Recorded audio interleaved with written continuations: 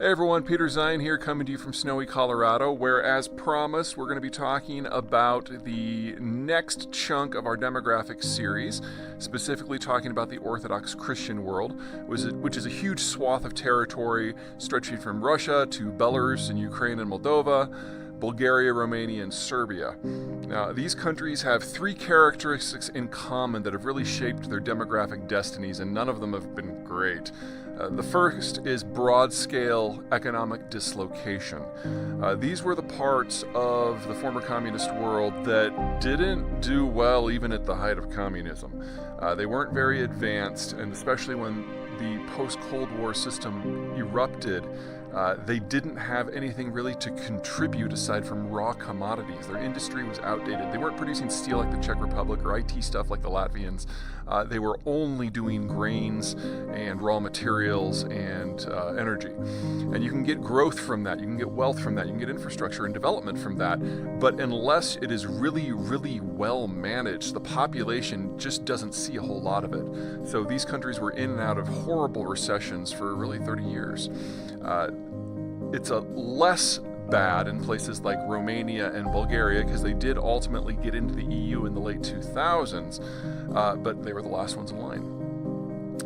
Serbia took kind of a double hit because they don't have a lot of raw materials that they can export to the world. And in the aftermath of the NATO bombings in the Yugoslav wars in the early 1990s, Serbia never moved on. So even with the Russians under Putin going from win to win in terms of global policy and generating a lot of income from oil, in Serbia there was a whole lot of nothing. And politics basically became locked down in the aftermath of the Yugoslav wars, and the country really was never able to advance to whatever is next, and that holds true even today. Okay, what's second? Because of the economic dislocation, because so many people didn't see a lot of opportunity, you had huge immigration from all of these states, mostly to Western Europe, some to the United States and Canada. In the cases of Romania and Bulgaria, once they got into the EU, if anything, the outmigration accelerated because there were then fewer restrictions. The Russians easily lost 10 million people in the 1990s and early 2000s to the wider world. And in the case of Moldova, perhaps as much as 1/4 of the female population under age 50 left, never to return. A lot of them going into the sex trade because there really wasn't a lot of an option because education in Moldova during the Soviet periods was even very low. Serbia is probably the country that has suffered the most from this outmigration because, again, the government just has never moved on and there's never been a plan economically for what's next. The third one kind of flies under the radar and is probably going to piss a few people off, but here we are. Birth control in this region, the primary method is abortion. So on average, more than 7 out of 10 pregnancies across this space are terminated. And if you have one abortion, I know I'm a dude, I really have no right to say this, but I'm going to go out on a limb and guess that it's not critical to your health. But if you have 10, you're probably endangering your future fertility. So between a very low death rate, a very high abortion rate, and very high infertility rates because of the weird intersection of healthcare and birth control and economic collapse, it's arguable that a lot of these countries, probably Russia right at the very top of that list, simply could not repopulate even if the economic conditions were to turn around. So this is the part of the world that is duking it out with Northeast Asia for the lowest birth rates and the fastest national mortality, if that's the right term, in the world.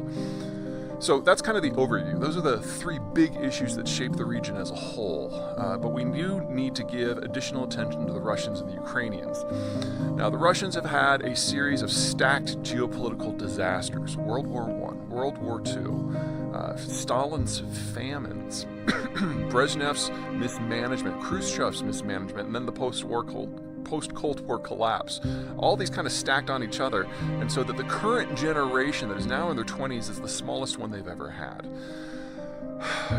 The Russians say they've got a metric butt ton of teenagers and that the demographic turn has been made and they're going to be fine. If they are telling the truth about that, that would be the only of their data that they're telling the truth off. More likely that we actually have fewer teenagers than 20-somethings, and you'll see that in the demographic graphic that we've patched into the show.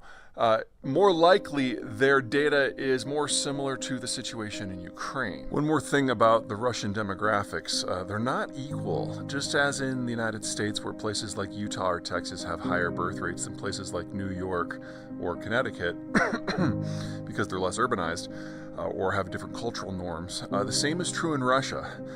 Russia is not just Russian. The Russian state was originally founded in the area around Moscow, and they discovered that they really had no borders that were secure.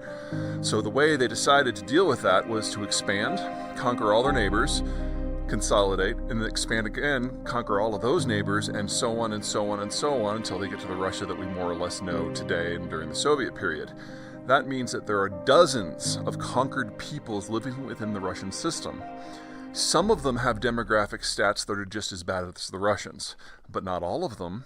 A lot of the Turkic minorities, most notably the Chechens, the Dagestanis, the Bashkirs, and the Tatars, actually have very robust demographic structures and are doing very well from a health and a growth point of view. Well, the last decent number that we've got from the Russians was done by the 1989 Soviet census, and at that point, the best guess, Soviet numbers after all, was that 20% of the Russian population within the Russian Federation was non-Russian. So 80% Russian, 20% non-Russian. Well, folks, that was over 30 years ago. It's probably closer to 25 to 30% today that's non-Russian. And if you fast forward another 20 years, you're talking about probably 30 to 35%.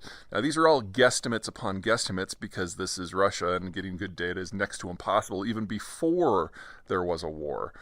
But we do know for sure that even if you include all of the minorities, the Russians only have 8 million men aged 20 to 30.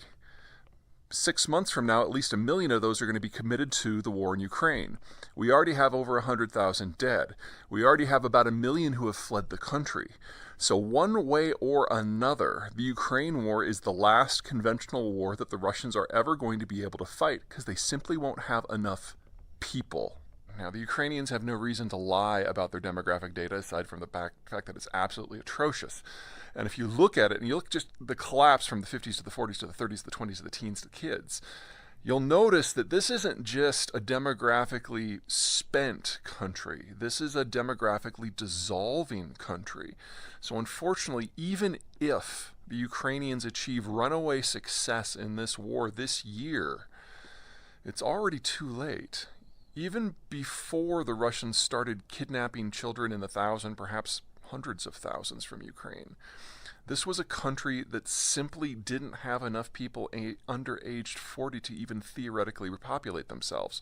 So within 20 or 30 years, we are looking at the Ukrainian ethnicity vanishing from this world, and probably the Russian ethnicity no more than 20 or 30 years behind that. Like I said, they are duking it out with Northeast Asia to see who vanishes faster, which means we have to turn to Northeast Asia next because that is going to be the part of the world where, from an economic point of view, these demographic turnings have the greatest impact. Okay, take care. Until next time.